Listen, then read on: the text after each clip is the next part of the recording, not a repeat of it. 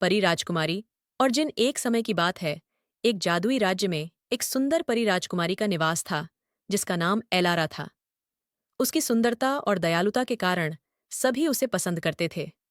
एक दिन राजमहल के बाग में टहलते हुए उसने एक रहस्यमयी आवाज सुनी।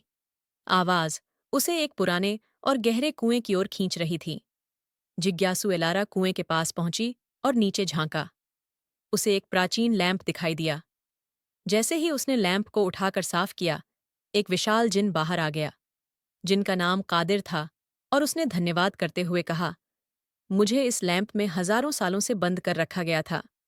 तुम्हारी दयालुता के लिए मैं तुम्हारी 3 इच्छाएं पूरी करूंगा। इलारा ने पहली इच्छा सोची और कहा, मैं चाहती हूं कि मेरा राज्य हमेशा खुशहाल और समृद्ध रहे।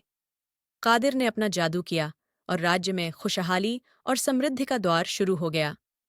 सभी लोग खुशहाल हो गए और राज्य में कोई दुख नहीं रहा।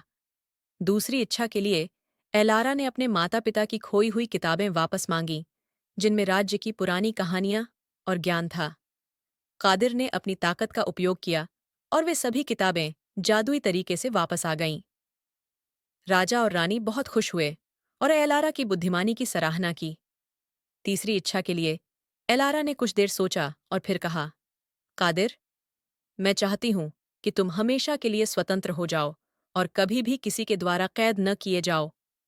कादिर की आंखों में आंसू आ गए और उसने कहा, तुम्हारी दयालुता और साहस ने मुझे बहुत प्रभावित किया है।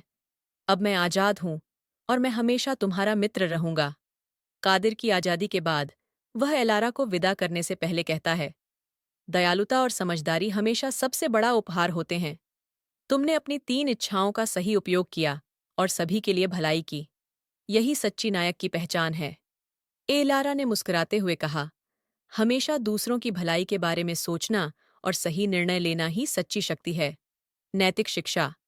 इस कहानी से हमें यह सीखने को मिलता है कि सच्ची दयालुता और समझदारी से किए गए निर्णय हमेशा सबसे बड़ा उपहार होते हैं। हमें हमेशा दूसरों की भलाई के बारे में सोचते हुए सही निर्णय लेना चाहिए